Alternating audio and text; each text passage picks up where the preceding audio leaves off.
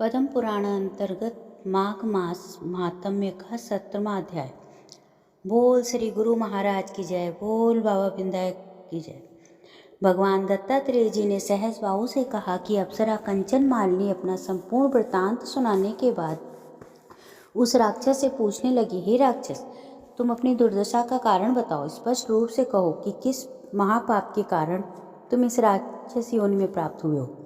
राक्षस बोला, हे देवी, अपने पूर्व जन्म में मैं काशी में वेद पाठी ब्राह्मण था। पवित्र काशी में उत्तम ब्राह्मण कुल में मेरा जन्म हुआ था। मैं पवित्र कुलोत्पन्न शास्त्र के तथा धर्मज्ञ था, किंतु मैंने दुराचारी और हिंसक राजाओं, शूद्रों, चांडालों तथा पापियों से अनेकों बार दान ग्रहण किया। इतना ही नहीं, मैंने पवित्र काशी नगरी में अनेक पाप किए। स्वयं को पात्रों से दान लिया, परंतु कोई भी शुभ कार्य नहीं किया। इसी कारण मृत्यु के पश्चात घोर नरक की प्राप्ति हुई।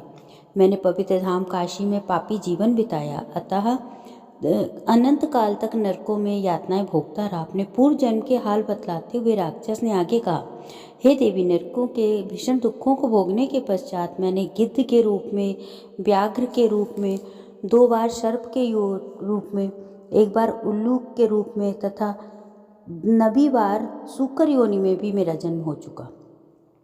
अब 10वीं बार मुझे राक्षस योनि प्राप्त हुई है। इस योनि में भी मैं सहस्त्रों वर्ष का जीवन बिता चुका हूँ, लेकिन मेरा उद्धार नहीं हो रहा है। मैंने अपने इस वर्तमान निवास क्षेत्र का असंख्य निर्दोष जीवों की हत्या से 3 योजन विस्तार तक जीवनहीन कर दिया है। मैंने अनेकों निरपराध जीवों की हत्या की, जिसके पाप से मैं घोर दुखी तथा अशांत हूँ। हे देवी, आपके दर्शनामृत का पान कर मुझे अथाह शांति मिली है।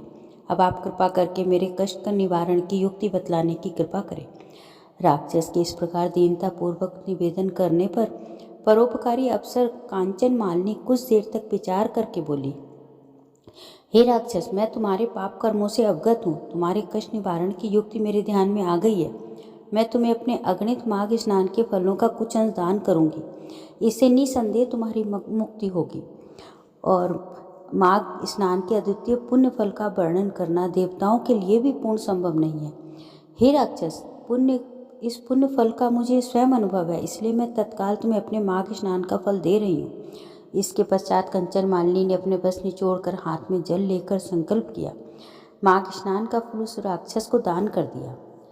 कांचन मालिनी के इस दान के चमत्कारी प्रभाव से वह राक्षस तत्काल राक्षस योनि से मुक्त होकर देवताओं जैसे स्वरूप को प्राप्त हो गया। उसी समय देव योनि प्राप्त कर चुके राक्षस को स्वर्गलोक ले जाने के लिए एक दिव्य विमान आ गया। प्रस्थान के पूर्व नतमस्तक होकर उसने कंचन मालिनी से कहा, हे माता, आपने पापों और दुखों से मुझे मुक्त किया है। अब मैं ऐसे शुभ कर्मों का वर्णन आपकी पवित्र वाणी द्वारा सुनना चाहता हूँ, जिनको करने से सदैव के लिए नरक यातना से मुक्ति मिल जाती है। दिव्य शरीरधारी राक्षस द्वारा निवेदन करने पर कांचन मालिनी ने उसे उपदेश देते हुए कहा, हे सौम्य, स्वप्न में भी जीव हिंसा नहीं करनी चाहिए, काम को बस में रखना चाहिए और कभी भी परस्त्री गमन नहीं करना चाहिए। सदैव ही भगवत भजन तथा धर्म कार्यों में लीन रहना चाहिए, पर छिद्रान्वेषण तथा पर निंदा से मुक्त रहकर सदैव ही सत्य संभाषण करना चाहिए। तुम्हारे स्नेह और श्रद्धा के वशीभूत होकर मैंने तुम्हें जो धर्मोपदेश दिया है, इसे सदैव ध्यान में रखकर मनसा वाचा कर्मणा धर्मलीन बने रहना और भगवत भजन करते रहना, इसी में तुम्हारा कल्याण निहित है।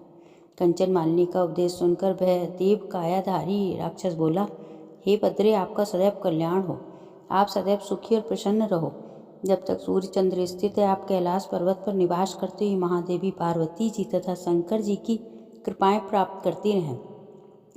ऐसा कहकर वह देव कायाधारी राक्षस विमान पर बैठकर देवलोक चला गया।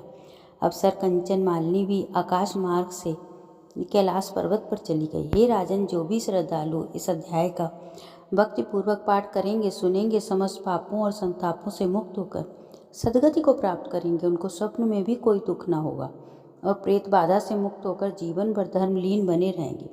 बोल श्री पद्म पुराण महात्म्य का 7वां अध्याय समाप्त। बोल श्री नारायण महाराज की जय।